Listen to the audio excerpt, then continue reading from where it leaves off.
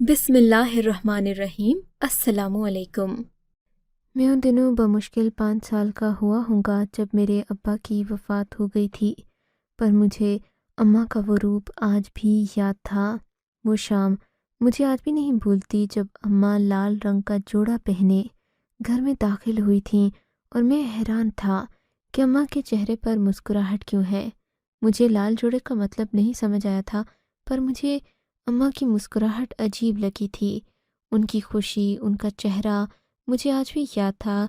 और अब जब मैं किसी जनाजे में जाता, लोगों को रोता हुआ देखता, औरतों को पीटते देखता, तो सोचता कि अम्मा ने तो अब्बा के मरने पर ऐसा कुछ भी नहीं किया था। वो मुस्कुराती हुई घर में दाखिल हुई थीं और इन्होंने लाल रंग का जोड़ा पहना हुआ था। उस दिन अम्मा ने मुझे कहा था, बेटा कल से तुम मेरे कमरे में नहीं सोओगे। मैं हैरान था कि अम्मा मुझे ऐसा क्यों बोल रही हैं, लेकिन अब मैं जबकि बड़ा हो गया था, मुझे अम्मा की एक एक चीज़ अजीब लगने लगी थी, बुरी लगने लगी थी, या कह लें कि मुझे उन पर शक होने लगा था। मैं 10 साल का था जब एक सर्द रात अम्मा अपने कमरे से उठकर मेरे पास आईं। इन्होंने दरवाजे तक गौर से देखा, जैसे किसी चीज़ का जायज़ा ले रही हूँ। फिर बोलीं, चलो बेटे, हमें यहाँ से दूर जाना होगा। मैंने कहा, क्यों अम्मा, हम अब कहाँ जाएंगे? बोली कि बस अब हम यहाँ नहीं रह सकते, यहाँ तुम्हारे अब्बा खुश नहीं। अम्मा की अजीब सी आवाज़ सुनकर मैं परेशान होता था, पर अम्मा ही मेरी माँ और बाप थी। मैं उनकी बात मानने के अलावा और कोई रास्ता अपनी ज़िंदगी में नहीं पाता था। मैं खुश हो गया। मैंने कहा, क्या मुझे नया कमरा मिलेगा? अम्मा बोली, हाँ, लेकिन अभी तुम्हें जल्दी उठना होगा, अगर ज़रा भी देर हो गई तो हम फंस जाएंगे। मैंने कहा, जैसा तुम कहो मैं वैसा ही करूँगा अम्मा, तुमने तो आज तक मेरी इतनी हिफाजत की। मैं वक्त से पहले ही बड़ा हो गया था, अम्मा की बातें भी मानता, उनसे सवाल जवाब भी करता। खैर मैं थोड़ी ही देर में अपना स्कूल का बस्ता लेकर बाहर आ गया। एक बस्ता अम्मा ने भी उठाया हुआ था। फिर अम्मा ने काले कपड़े पहन लिए, घर से बाहर कदम रखा, मेरा हाथ भी पकड़ा हुआ था। अम्मा किसी मुर्दे की तरह चलती जा रही थी। अम्मा ने घर का दरवाज़ा तक बंद नहीं किया था। मैं हैरान था कि दरवाज़ा खुला छोड़कर अम्मा कहाँ जा रही है। अम्मा के पास एक बड़ा बैग था जिसमें इन्होंने सारे तलाई जेवरात और पैसे वगैरह डाल रखे थे। दूर ही एक गाड़ी खड़ी थी, ये शायद हमारे इंतज़ार में थी। मैंने देखा गाड़ी वाला हमसे सवाल किए बगैर हमारे बैठते ही गाड़ी चलाना शुरू हो गया। इसका मतलब तो यही था कि ये अम्मा का जानने वाला था, मगर कौन था, क्यों यहाँ आया था, ये सवाल आज तक मुझे नहीं पता चला था। खैर हम लोग उस गाड़ी में बैठे, गाड़ी फराटे भरती शहर की तरफ रवाना हो गई। पर जैसे ही हम गाड़ी में बैठे, एक शोर की आवाज़ सन्नाटे को चीरती हुई मेरे कानों में टकराई। उसी लम्हे अम्मा ने बेइख्तियार ड्राइवर के कंधे पर हाथ रखा और उसे चलने को कहा था। ये इसरार भरी रात जवानी तक मेरे साथ रही थी। हम लोग रात को ही एक दूसरे घर में मुंतकिल हो गए थे। ये घर शहर में था, वो आदमी हमें इस घर में छोड़कर गया था, पर अम्मा का उस आदमी के साथ ताल्लुक़ कुछ अजीब लग रहा था। खैर से वो हमें जिस मकान में छोड़कर गया था, मकान अच्छा खासा था, खुला और हवादार था। अम्मा ने उससे कहा कि यहाँ कोई खतरा तो नहीं। आदमी ने अम्मा को यकीन दिलाया। अम्मा ने घूम फिर कर सारे दरवाजे घर को देख लिया, फिर दरवाज़ा बंद करके उस आदमी को रुखसत करके अंदर आ गई। एक जगह वो बैग रखा, फिर उसे महफूज कोने में छुपा दिया और मुझे देखने लगी। मैं चारपाई पर बैठा उन्हें घूरता जा रहा था। अम्मा, ये सब क्या है? मैंने रोते हुए पूछा। मेरे सब दोस्त गांव में ही रह गए बेटा, अब तुम्हारी उम्र ऐसी थी कि तुम वहाँ नहीं रह सकते थे, वरना लोग तुम्हारे कान भरते। मुझे याद आया कि पिछले ही दिन तो गली के नुक्कड़ पर खड़े एक लड़के ने मुझे बेगैरत और मेरी माँ के बारे में भी कुछ कहा था। घर आकर मैंने अपनी माँ को कुछ बताया, जिस पर मेरी माँ सोच में पड़ गई और आज ये सब हो गया था। अम्मा, क्या तुमने उस शकील की बात सुन ली? इस वजह से हम यहाँ आए हैं? मैंने अम्मा से पूछा। नहीं बेटा, वो सिर्फ एक शकील नहीं था, वहाँ सभी तुम्हारी माँ के बारे में अजीब बातें करते थे। तो क्या तुम ये गवारा करोगे कि कोई तुम्हारी माँ के बारे में अजीब अजीब बातें करे? میں نے کہا نہیں ماں، ایسا تو بالکل بھی نہیں، میں ان لوگوں میں نہیں رہنا چاہتا۔ اماں بولی یہاں بہت کچھ کھانے کو ملے گا، تو بالکل فکر نہیں کر، میں تیرے لیے زندگی کو بہت خوبصورت بنا دوں گی، مگر بیٹا تم کو محنت کرنا ہوگی اور اسکول میں بھی پڑھنا ہوگا۔ میں نہیں جانتا تھا کہ شہر کی زندگی اتنی مختلف ہوگی۔ اگلے ہی دن اماں میرا ہاتھ پکڑ کر ایک اسکول میں لے گئی۔ اسکول میں میرا داخلہ فوراً ہو گیا تھا، کیونکہ اماں مجھے ہر وقت گھر میں بھی پڑھاتی رہتی تھی۔ مجھے چھٹی کلاس میں داخل کر دیا گیا تھا۔ اب میں پڑھنے میں مصروف ہو گیا، دن رات پڑھتا رہتا، مجھے کسی چیز کا ہوش نہ رہتا۔ اماں میری حوصلہ افزائی کرتی، میرا ہر کام وقت پر کرتی، پر اماں گھر میں پیسے کہاں سے لاتی تھی یہ تو مجھے بھی نہیں معلوم تھا۔ البتہ اماں کی کچھ عجیب و غریب باتیں جو مجھے اکثر سوچنے پر مجبور کرتیں، مجھے ان سوالوں کا جواب نہیں ملتا تھا۔ ایک رات مجھے اپنے کمرے میں گھٹن محسوس ہونے لگی۔ میں باہر آ گیا، اماں بھی باہر ہی بیٹھی سبزی کاٹ رہی تھی۔ میں نے کہا ماں چھت کی چابی تو دو، مجھے چھت پر جانا ہے۔ میری بات سن کر اماں نے منہ پر ہاتھ رکھ لیا۔ بیٹا کیسی باتیں کرتے ہو، تم چھت پر جاؤ گے وہ بھی اس وقت؟ میں نے کہا ماں میں کوئی لڑکی تو نہیں ہوں، میری عمر اب 15 سال ہو گئی ہے۔ اماں ہنس کر بولی بیٹا تو ابھی مرد نہیں ہے، میرا شیر بیٹا جب مرد بن جائے گا تو میں اسے خود چھت پر لے جاؤں گی۔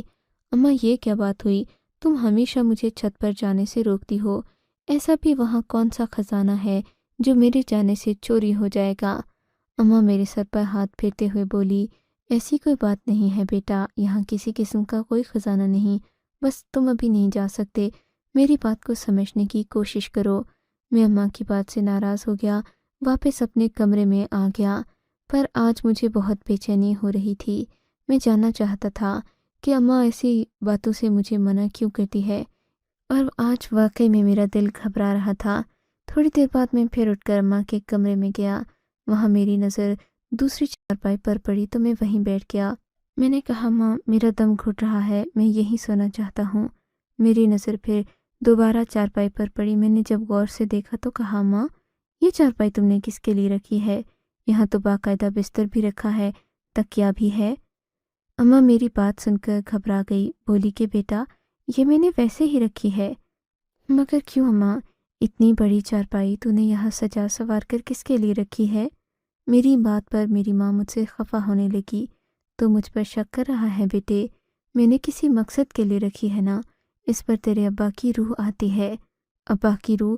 اماں اتنی توہم پرست نہ بنو، میں نے اپنی ماں سے یہ کہہ تو دیا تھا، پر شک میرا بڑھ گیا تھا اور پہلے سے زیادہ بڑھ گیا تھا۔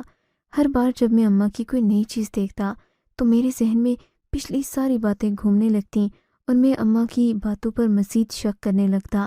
آج بھی ایسا ہی محسوس ہو رہا تھا کہ آخر اماں نے اپنے کمرے میں دوسری چارپائی کیوں بچھا رکھی ہے؟ ایک چارپائی پر بھی تو سویا جا سکتا ہے۔ پھر خدا جانے کیا وجہ تھی کہ اماں دوسری چارپائی رکھ کر یہاں سوتی۔ بہرحال میں چپ ہو گیا۔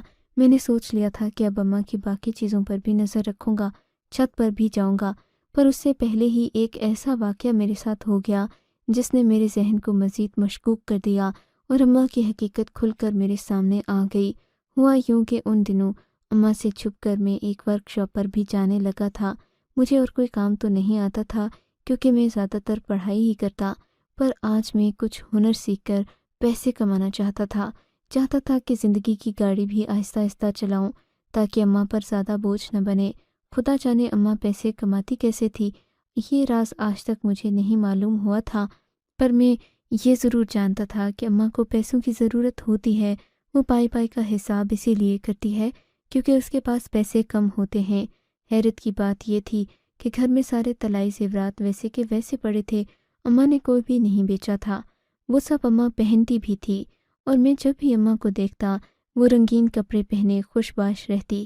اسے دیکھ کر لگتا کہ اماں ہرگز بیوہ نہیں۔ بیوہ عورتوں کے تو رنگ ڈھنگ چال ڈھال ہی اور ہوتی ہے، انہوں نے سفید یا ہلکے رنگ کے کپڑے پہنے ہوتے ہیں، اکثر ہی غمگین رہتی ہیں۔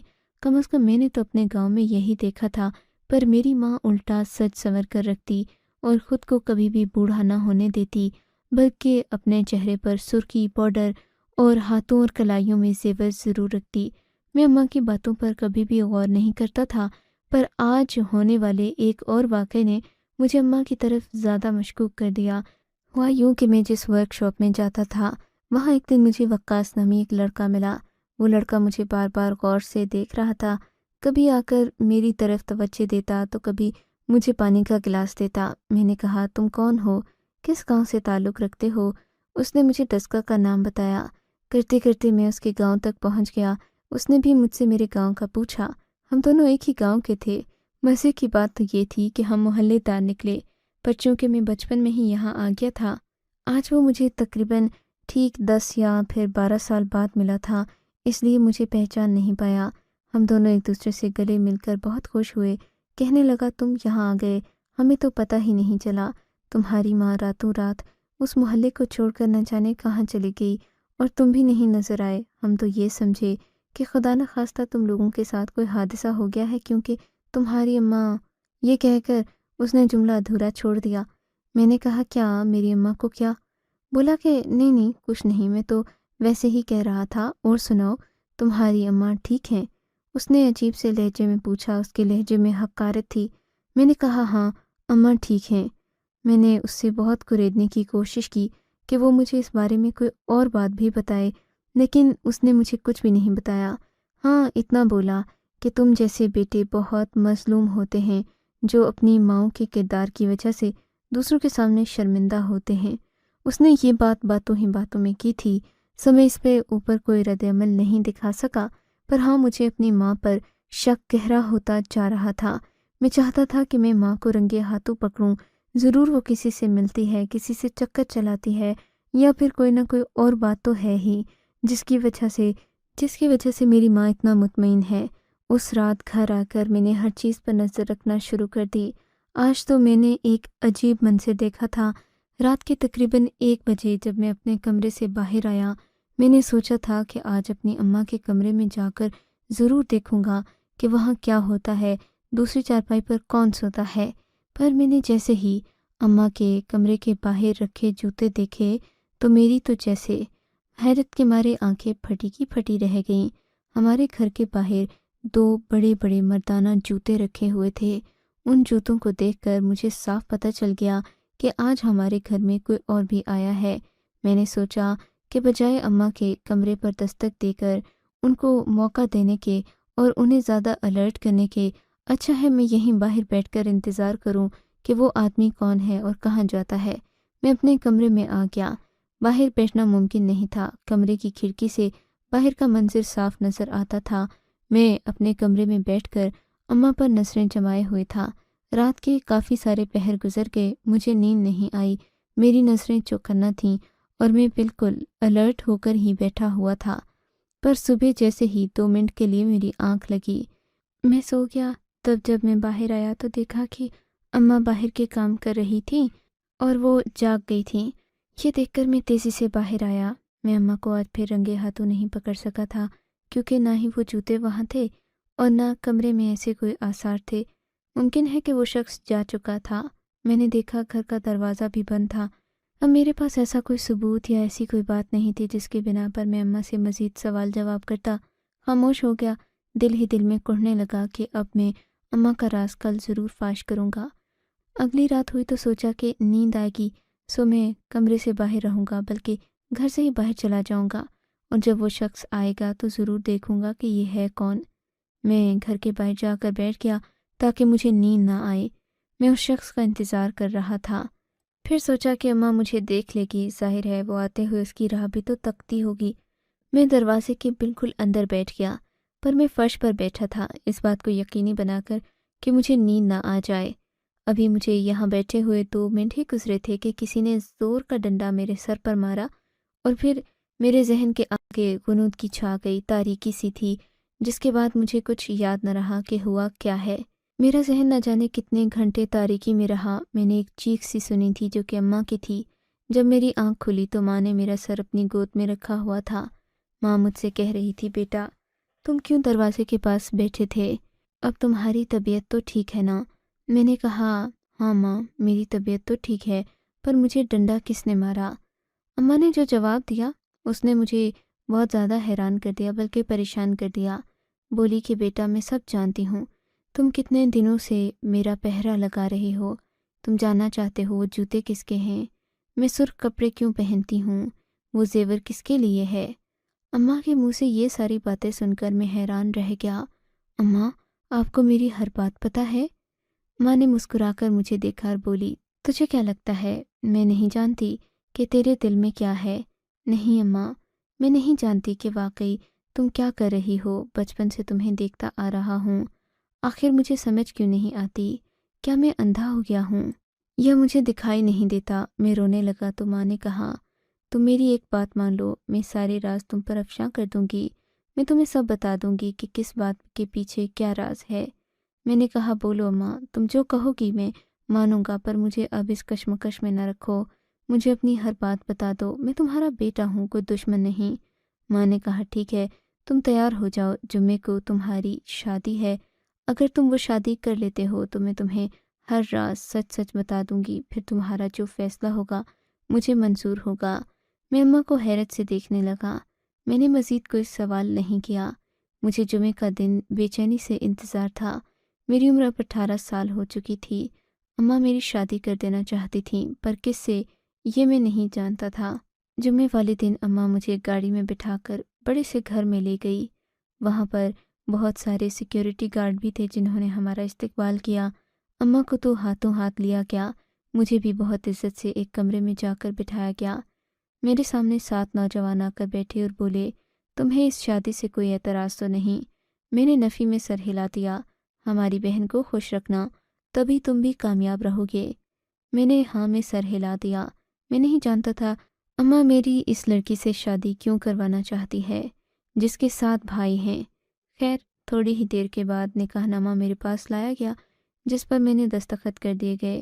یوں علینا میری بیوی بن گئی۔ اب علینا میں کیا نقص تھا جس کی وجہ سے ان 7 بھائیوں نے اسے میری دلہن بنایا؟ یہ تو مجھے شادی کے بعد معلوم ہوا کہ علینا ایک ٹانگ سے لنگڑی تھی۔ کوئی بھی معقول نوجوان اس سے شادی کرنے کو راضی نہیں تھا۔ انہوں نے اماں کو اور اماں نے ان کو نہ جانے کیسے ڈھونڈا، پر میری شادی علینا سے ہو گئی تھی۔ علینا لنگڑی پر بے حد خوبصورت تھی۔ علینا کے 7 بھائی تھے، اور پھر جب شادی ہو گئی تو مجھے شادی کی خوشی سے زیادہ اس بات کا تجسس تھا کہ اماں نے مجھ سے اتنے زیادہ راز کیوں چھپائے۔ اب وہ میری ماں تھیں، بیوہ تھیں، ان سے سختی سے بھی نہیں پوچھ سکتا تھا۔ جو قسم دی تھی وہ میں نے پوری کر دی۔ میری بیوی اپنے کمرے میں بیٹھی تھی، میں ماں کے پاس آیا، کہا کہ اماں اب اگر آپ نے مجھے سارے راز نہیں بتائے تو میں بھی آپ کی کوئی بات نہیں مانوں گا۔ میری بات سن کر اماں مسکرا دی اور بولی، ادھر آ میرے بیٹے، میں تجھے ایک ایک بات بتاؤں گی، پر وعدہ کر تو کبھی اپنی بیوی سے ان باتوں کا ذکر نہیں کرے گا۔ میں اماں کے پاس بیٹھ گیا تو اماں نے اپنی کہانی شروع کی۔ دیکھو بیٹا، اس معاشرے میں عورت جتنی ہی پاک کیوں نہ ہو، مردوں کا معاشرہ ہے، اس پر الزام ضرور لگتا ہے۔ گاؤں میں بھی ایسا ہی ہوا تھا، لوگ مجھ پر عجیب عجیب باتیں کرنے لگے تو میں تمہیں لے کر شہر آ گئی۔ میں نے ایک آدمی سے نکاح بھی کیا تھا، وہ انتہائی نیک اور شریف انسان تھا۔ میں نے صرف ایک کاغذی نکاح اس لیے کیا تاکہ مجھے تحفظ ملے اور میں ساری زندگی بیوہ نہ کہلائی جاؤں۔ میں چوڑیاں اور طلائی زیورات اس لیے پہنتی تھی کہ محلے کی آنے والی ہر عورت کو یہ بات بتا سکوں کہ میں سہاگن ہوں، بیوہ نہیں ہوں۔ اسی وجہ سے عورتیں مجھے کبھی بھی بے سہارا نہیں سمجھتی تھیں۔ ہر آنے والی عورت معصوم اور شریف نہیں ہوتی، ان میں کچھ چال باز بھی ہوتی ہیں۔ میں اپنے زیورات کے ذریعے سبھی کو یہی پیغام دیتی ہوں کہ میں ایک بیوہ نہیں ہوں بلکہ میرا شوہر بھی ہے۔ مگر بیٹا، اس شخص کی فکر نہ کرو جس نے مجھ سے کاغذی نکاح کیا ہے۔ وہ تو گاؤں کا ایک معزز شخص ہے جسے شادی کے نام سے ہی نفرت ہے۔ اس نے کبھی زندگی میں شادی کا نام نہیں لیا۔ مجھ سے کاغذی نکاح اس لیے کیا تاکہ وہ وہاں کے کسی الیکشن میں اپنے کاغذات جمع کروا سکے، پر تم تو جانتے ہو کہ اس کے اس کاغذی نکاح نے مجھے کتنا تحفظ دیا۔ رہی بات ان جوتوں کی، وہ تو میں اس لیے رکھتی تھی کہ ہر آنے جانے والے کو اندازہ ہو کہ اس گھر میں کوئی مرد ہے، اور باقی تمہارے سوالوں کے جواب امید کرتی ہوں کہ تمہیں مل گئے ہوں گے۔ میں نے کبھی بھی تمہاری عزت نفس کو مجروح نہیں ہونے دیا، اس لیے لوگوں کے کپڑے دھو کر چھت پر ڈالتی تھی۔ لوگ مجھ سے کپڑے دھلواتے، مجھے رقم دے جاتے جس سے گھر کا نظام چلتا رہتا تھا۔ میں نہیں چاہتی تھی کہ یہاں کے لوگوں کے بارے میں تم کو پتہ چلے کہ تمہاری ماں ان کے کپڑے دھوتی ہے، سو کبھی تمہیں ان سے ملنے جلنے کے لیے میں نے کھلی چھوٹ نہیں دی۔ اگر اب بھی تمہیں اپنی ماں پر کوئی شک ہے تو تم بھلے میری سبھی جاننے والی عورتوں سے پوچھ لو، تفتیش کر لو، یا پھر اس آدمی سے جا کر پتہ کر لو۔ میں نے آج تک کسی کی طرف آنکھ اٹھا کر بھی نہیں دیکھا، حتیٰ کہ اس شخص کی طرف بھی جس کے میں نکاح میں ہوں۔ میں اماں کی باتیں سن کر پریشان ہو گیا۔ میں نے کہا، اماں، میں نے تو شادی کر لی، تم نے میرا حق ادا کر دیا، تم چاہو تو میں تمہیں تمہارے شوہر کے پاس چھوڑ آتا ہوں۔ میں اتنا تنگ دل بھی نہیں کہ اپنی ماں کی خوشیوں پر رکاوٹ ڈال کر اپنی جھوٹی غیرت کو تسکین دوں۔ میری بات سن کر ماں رونے لگی اور بولی، بیٹا، میں ایسا کبھی نہیں کر سکتی، میرے دل میں اپنے شوہر کی یادیں ہیں، میں انہی کے پاس چلی جاؤں گی تبھی خوش ہوں گی، میں یہ زندگی ان کی یادوں کے سہارے جی لوں گی، پر دوبارہ تم مجھ پر کبھی شک مت کرنا۔ تمہاری ماں اکیلی اس زمانے سے لڑی ہے، پر میں جس کے لیے لڑی وہ تم ہو، اگر تم بھی شک کرو گے تو میں ٹوٹ جاؤں گی۔ میں نے اماں کو سینے سے لگا لیا، میری آنکھوں سے آنسو بہنے لگے، کیونکہ میرے پاس بھی کچھ کہنے کو نہیں تھا۔ سچ ہے کہ اس معاشرے کی عورت واقعی مظلوم ہے، چاہے وہ اپنے آپ کو ثابت کرنے کے لیے سالوں کیوں نہ لگا دے، اس پر شک ضرور کیا جاتا ہے۔ آپ کو اگر یہ کہانی اچھی لگی ہے تو اس ویڈیو کو لائک کیجیے اور اس طرح کی مزید کہانیاں سننے کے لیے ہمارے چینل کو ضرور سبسکرائب کیجیے۔ کہانی سننے کا شکریہ۔ آپ سے ملاقات ہوگی اگلی ویڈیو میں، تب تک کے لیے اللہ حافظ۔